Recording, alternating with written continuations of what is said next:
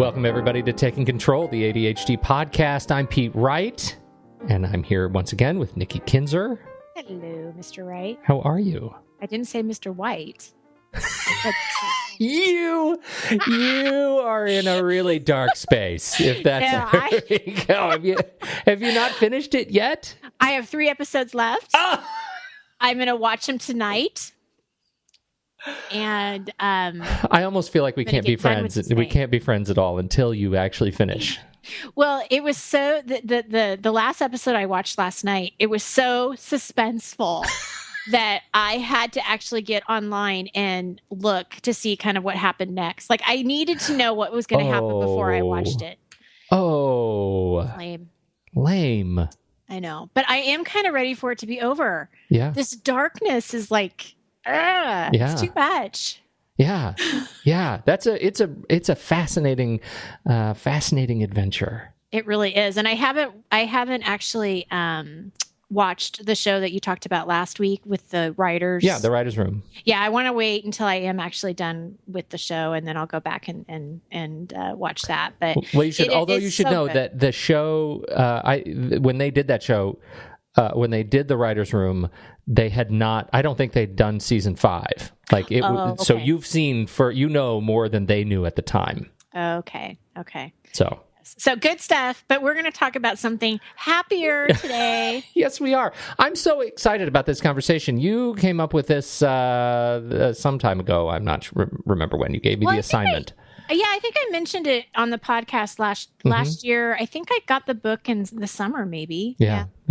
So we're talking about the book 10% Happier, and the full title is 10% Happier: How I Tamed the Voice in My Head, Reduced Stress Without Losing My Edge, and Found Self-Help That Actually Works. A True Story by Dan Harris. Not a short title. No. But he gets it all in there, and that's pretty much what the book is about. Yes. So why did you want to talk about this book in particular? I love this book, and I recommend this book to many of my clients for a variety of different reasons, which I'll talk about. But I think first of all, this book came to me in a variety of different ways. I saw somebody who read it on Facebook and recommended it, and then I think somebody else told me about it, and it was just sort of like coming around to me in my little universe, my world. And I thought I'm going to pay attention to this book and read it. And one of the things that really interested me about it is that, when he had a panic attack on GMA, on Good Morning America, and he talks about that in the book, and it's from anxiety. Well, I have anxiety, and I've lived with anxiety my whole life and never really realized what it was until I was in my 40s, which is crazy that you can have something like that and not be able to label it. But that was the case. And so because we had that common thread, I thought, I think he has something to say that I want to read. And for me personally, in the last year or so, actually longer, probably 2 years, I've been on my own journey of meditating and practicing yoga and really practicing mindfulness and paying more attention to a lot of different things, really wanting to live my life and not just sort of get through it. Mm-hmm. So again, it was like this book just really rang to me. So I bought it. I read it really fast. And like I said, I just really enjoy the concept. And he is, he's a journalist. And so his personality is a journalist personality, right? I mean, he's outgoing and he's out there and he's putting himself in all these different situations. But to hear his honesty and his explanation of what the voices that were going on in his head and what he was telling himself, it's so real and really relatable. I think that's really true, and I want to just add just a little bit to that. His background is fascinating as a journalist, and for those who don't know, I spent a lot of years in television. My first sort of career was as a broadcast journalist, and so it is a fascinating role to watch him. I mean, in many respects, this is sort of a love letter to Peter Jennings. This book is like his sort of formative years as an anchor or as a broadcaster. But he is trained and conditioned as a cynic, right? He's trained to question everything and to sort of go in with this lens of disbelief, and that's the role of the media, right? Is to, the sort of journalist, as a pure sense, is to go in and uncover, that which is otherwise veiled. And, right. And, so he goes into his journey as a natural cynic, someone who questions every step of the way.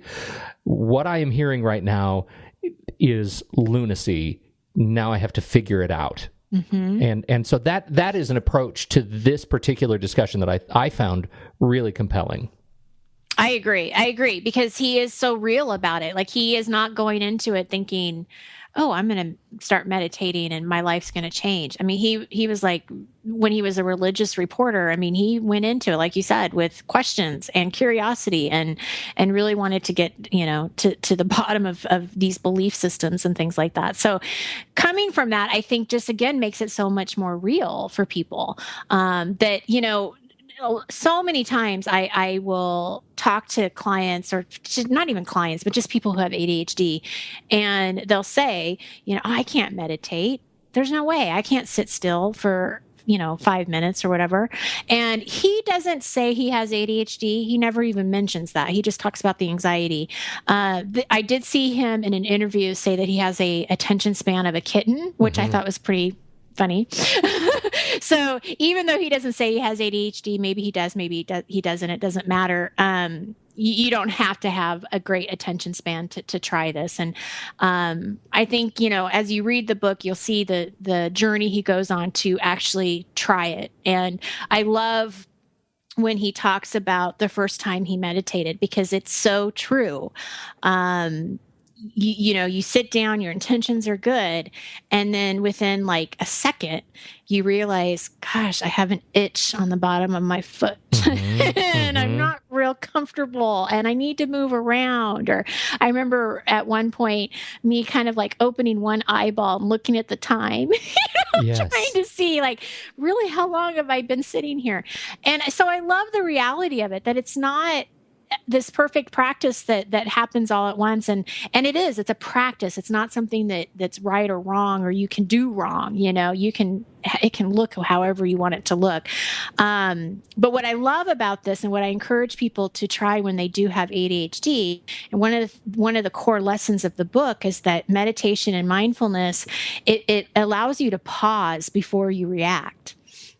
And so much of what happens with us, is that you have that reactionary impulse of somebody cuts you off and you want to be angry, Well, he does. He talks a lot about that in the chapter on his relationship with Eckhart Tolle.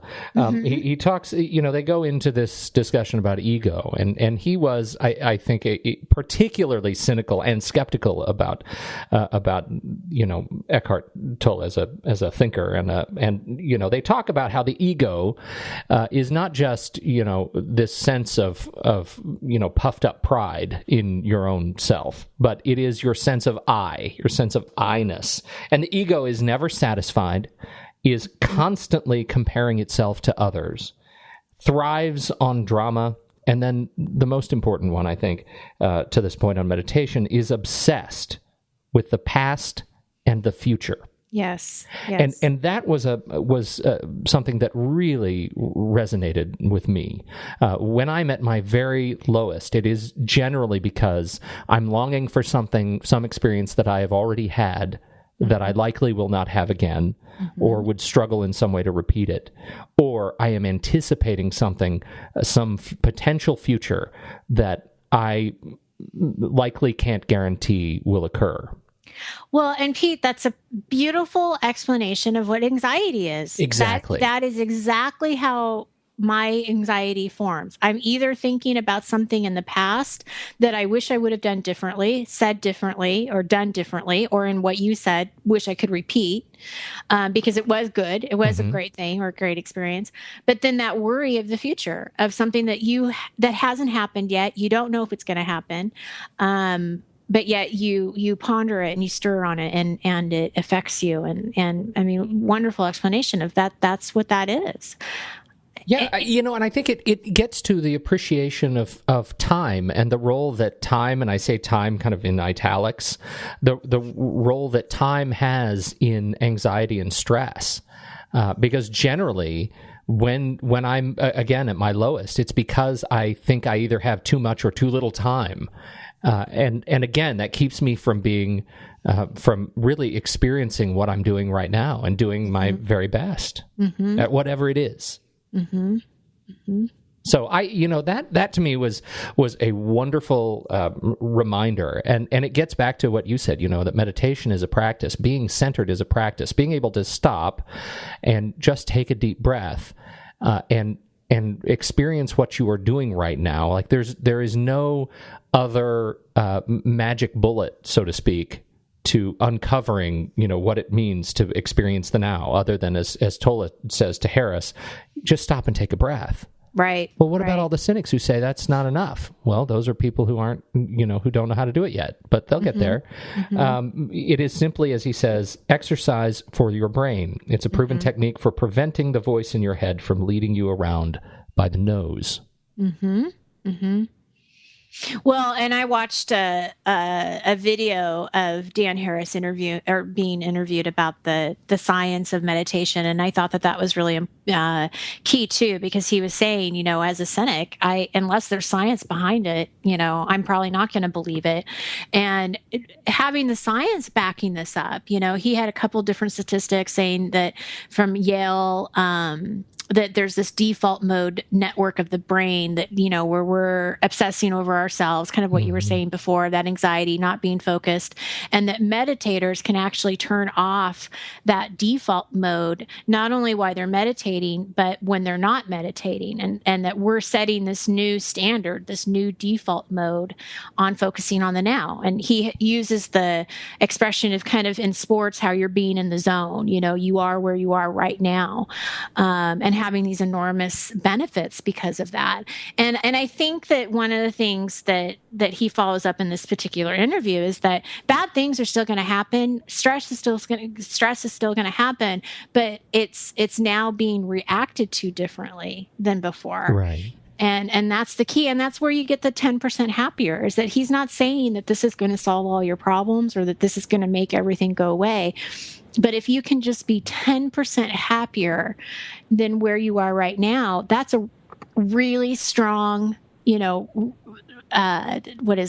on your investment right. of doing nothing. Right. I mean, right. you're investing your time, but you're not paying anybody. It's just you and the meditation, and I don't know, 10% happier sounds good to me. I'll take it. Why not? 10% less anxiety than, what you felt before. Well, and that is an interesting point. And I agree with you. I really love how he frames the whole argument, that this is not the panacea of, this is everything is a little bit better. And as he walks through building his case for meditation, he doesn't say that it's not hard. Right. I find it interesting. He comes back to the things that he's really struggles with still. Right. And one of them is back to this attention issue, is multitasking. He still finds himself, even though he is aware of the science of the studies that have shown that multitasking is a fable. It's a myth. That really we are at our very best productively when we are focusing on one thing at a time and finishing that thing. He still finds himself flitting between email and Twitter and writing and doing these different things. And that is something he has a hard time with. And the second is mindless eating. Yes. That really struck me, this, because I suffer with both of these things. This idea that I do crave a cheeseburger sometimes, and once I start eating that cheeseburger, it's way too easy to eat all the fries and all the burgers and all the everythings. It's a slippery slope. And his case is, by all rights, a regular meditation practice should help with those things. It really should, capital S should, and yet it's still hard. It's still, that is stuff that's governed outside the 10% for him right now, but we're getting there, and it is a practice. Mm-hmm. Absolutely. So I encourage, when I talk to my clients about it, I encourage them, read the book, see what you think.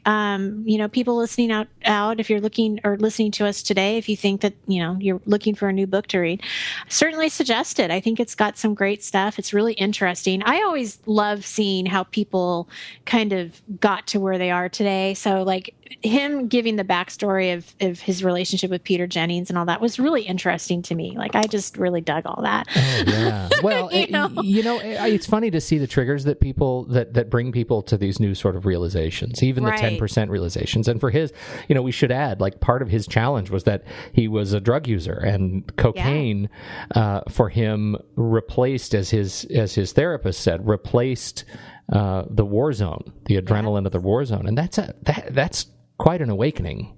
Right. So I'm curious, can you talk a little bit about your sort of mindfulness process, and maybe as a function of or leading up to your experience with this book? How do you meditate? What does that look like for you? Is that weird? Is that a weird question? No, not at all. I'm happy to share it. I think the mindfulness I practice I try to practice every day, and I try to be very mindful, not only about just everyday experiences, but I try to bring it to my children. We'll be like driving to school and I'll notice the sunrise, and I will always comment on it. And I will always comment on how beautiful the mountains look, or I'll notice something and I'll say something and I'll bring it to my kids' attention. And yes, there is sort of not only am I noticing it, and there is that reason that I want them to notice it too. Like I don't want them to not see the beauty that's around us. And the mindfulness eating or the mindless eating was huge for me too. So when we have dinner, I make sure the TV is off and that we're all having dinner, talking to each other. So they're little things that I've tweaked so that we are more in tune with each other. When I go watch my kids play basketball or football or whatever their sport they're doing, my electronics are not on me. They're in my purse, in my car. I don't look at them. I want to be in the moment. I want to look at my kids play. I want them to see that they see that I'm watching them play. There is nothing more important than that moment. There are certain events that I have to actually kind of like prepare myself for, in the sense that I really want to be in the moment here. And so I'll remind myself that this is important and really just enjoy it. And one of those things is, as you know, Pete, I'm a huge Jason Mraz fan. Love his music. And anytime that he is near me in Oregon or Washington, I will go see him. And like he's just filling up his car at the gas. You're there. I'm there. And I had the privilege of watching him twice in 2014. And both times that was that kind of prepping myself of just be in the moment. Don't think about what his next song's going to be or how long the concert's going to be. Just watch. Just be there. And you just experience things differently that way. And like I said earlier, I got to the point a couple of years ago where I just felt like I was fast forward all the time. Like I just wasn't enjoying things the way that I really felt like I should. And that's when I really started reading up about mindfulness and meditation. Now, so mindfulness to me is something I try to do throughout the whole day. And I do that with my clients too. Like I really am very, when they are talking to me, they get all of me. Like distractions are gone. I am completely, wholly listening to just them. And I'll meditate sometimes, not all the time, but I'll sometimes meditate about 5 minutes before a client call, just to get me kind of in that zone of being where they're at. I would love to say that I meditate every day, but honestly, it's something that is hit and miss. Sure. I try. I can tell when I don't. And this is something that Dan Harris says too. Like, you can tell. I will be more on edge if I haven't, or if I haven't even just spent time to think of my intentions. Like I'm kind of big on, okay, what's my intention going to be for today? If it's to be, I'm going to choose to be happy. I'm going to choose to do this or do that. If I haven't really sat down to really explore what those intentions are for that day, I can tell. I go off road. Right. And so the meditation I try to do every morning, I've done in the evening. At this moment, because we're talking about the now. I'm meditating right now. It's a hit and miss, and I would love, and that is actually, when we talked about resolutions and what we want and what we want in the coming year. I mean, that is one thing that I would like to try to do every day, because I know it makes a difference. It makes a difference for me. I can't say it will for everybody, but I know it does for me. What about you, Pete? I'm sort of hit and miss. I tend to use. Well, this is something sort of new, and I think it's part of my experience of having just gotten back from Costa Rica. We did a bunch of the adventure type stuff in Costa Rica, and so we started with some whitewater rafting, which was right about where I'm okay. I feel good about whitewater rafting. We had a good time. I liked the rapids. They were nice, big rapids. It was a good time. But the next thing we did was rappelling, and the first thing we did to rappel was, they put us on a rope and said, now go rappel down this 165-foot cliff. And I was really, really paralyzed by that. And I managed to push through it, but I don't feel like I really got the experience of it because I was living in such fear. And there were, 5 or 6 of these along the course. And so I managed to get through it about the last one, but then you realize, God, I just missed that whole thing. Because I was afraid for my life, right. And so you get that. But that was, to me, that was a really sort of sensate experience of what it means to be in the now, and to experience control and patience and do that. So the next thing we did was the Zipline Tour, and the zip lines, they give you like 10 zip lines down the mountain and through the canopy of the rainforest. And it was beautiful. And I felt like I was finally sort of coming to terms with that. And by about the third one, I could jump off and let go and really open my eyes and look around at all of the experience, or even in the sort of 40 seconds that you'd be on the rope. It became kind of a powerful experience for me. So I started going to the gym, and doing something new at the gym. On the treadmill, I put my headset in on my iPhone, and I have this app called Thunderscape, something like that, where you can download different live recorded rainstorms from different parts of the world, and I turned on a 30-minute walk through the rainforest. Oh, cool. Through the tropical rainforest, and I turn that on, and I close my eyes on the treadmill, and I walk for 30 minutes.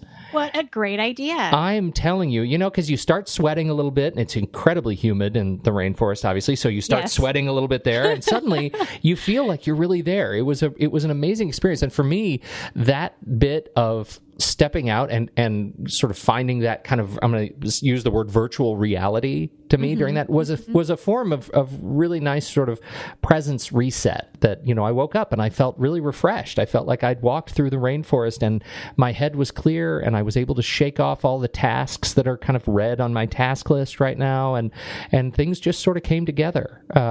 And so I'm practicing using that as a technique right now. Obviously these things change. Again, it's a practice, but for me, that's kind of where I'm landing. That's fantastic. I have a really hard time with the silent bit. That's a part that I don't practice enough to get good at it, to be comfortable in complete silence, and I struggle with that. Well, and that's the thing that I think. I mean, and somebody can tell me I'm wrong, but I from my understanding and my learning from the books I've read, there is no right or wrong way to do it. So if you don't like the silence, then put on something like that where you're listening to the ocean or to the rain or whatever, and you can still get the same results. Well, that's kind of what it feels like to me. And I think is the biggest learning from this book and from the experience of reading it again for our conversation is that is that this is all about permission. Yes, right. That there, like you said, there's no right and wrong, but it's permission to do what is right for you. Right. And that's an empowering and powerful statement. And I think that it's okay for me, when you ask, what does that meditation look for me? Sometimes it is just focusing on the breathing in and out, and kind of like going into that place. But there's other times where I'll use the meditation to really set my intentions for the day, where it's just my time to sit and be calm and think about what I need for that day, especially if something's coming up that I'm anxious about. And that's where it's really helped, is that, maybe I have a new client and I'm kind of anxious about talking to them, or I've got an interview with somebody, or you and I are doing a podcast. I mean, whatever it is that might be, making me feel a little bit anxious, that I can sit down and take that moment and be clear about what I want in that situation, what I need from that situation, and gain a little bit of insight and confidence that, again, it's not that you're not reacting to something. You're, taking the time to be in the now. So I one of the things that just got me thinking of something that was actually recommended to me by a couple of people. I think I say this sort of with my head down. I think it was a link on Facebook, but it was a recommendation for getting yourself to sleep. And I think we've talked about this. I have an incredibly difficult time getting to sleep. I sleep is a very challenging thing for me. And this is the 4-7-8 rule. Have you seen this floating around? 4-7-8. 4-7-8. So the deal is this: it's a form of breathing control, breath control, and I'm calling it a kind of meditation. I cannot place the source. I'll see if I can find the link and put it in the show notes on the site. But you start by breathing in through your nose 4 seconds. You hold that breath for 7 seconds. I have seen this, and yes. You exhale through your mouth for 8 seconds, and you repeat that. And I have been trying it. The results from my friends, they've been like, once you get over the fact that you sort of feel like you need more air, but once you get over that, you just go to sleep. Like you just plumb go to sleep. Yeah, you turn red, you sort of hyperventilate to sleep, and it works. And so I've been trying it the last couple of nights, and I'll tell you, I don't remember going to sleep, and that's a pretty big deal for me. Wow. Like to just feel like I'm able to drift off. Some people are saying I go to sleep inside of a minute. Some people say I can't get through the first pattern and I'm asleep. For me, I don't remember the fight to go to sleep the night before, and that's pretty good. So that's great. One little meditation, Facebook meditation trick. Well, what's really kind of ironic about that? What's that? Is just this morning I clicked on Facebook this link, or no, I think it went through my email, so I can send this to you. And the reason why I just heard of what you were talking about is it was like different ways to deal with anxiety, and that was one of their techniques. Really? And I just saw it this morning. Well, now I can't do it anytime but going to sleep because it'll put me to sleep. So I can't do it when I'm anxious. No, it's good though. I think that's good. Yes. Yeah. No. I think, because so many people feel anxiety before they go to bed. Yes, that's true. That's when it is. Because that's so when you're having to relinquish control of the day. Right. That's the most difficult time for me. Wow. Interesting stuff. Yeah. Good stuff. I love it. Thank you so much for recommending this book. I'm so glad for having read it. It is a great journey through his relationships with thought leaders in this subject. So if you want to sort of, I guess, kind of meet all of the people who are great thinkers and writers and get it makes for a fantastic reading list of further work. Right. Because he goes through all of the people that he's met in his journey and all the books that they've written on the subject. It's a great primer. Yes, absolutely. I agree. Very good. Thank you. Any other news for the people? I don't think so. Awesome. No, we're good. All right. Thank you, everybody, for listening. Make sure you head over to Take Control ADHD, find out more about the podcast, catch up with back episodes. You can subscribe for free in iTunes or your podcatcher of choice. And, if you're new to podcasts, it's a new year. Maybe your resolution is I want to listen to more podcasts. Maybe you heard Serial, which is still awesome.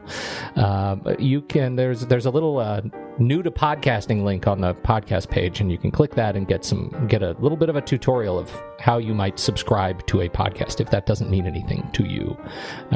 So subscriptions are great. We sure appreciate when you subscribe. Make sure you don't miss an episode.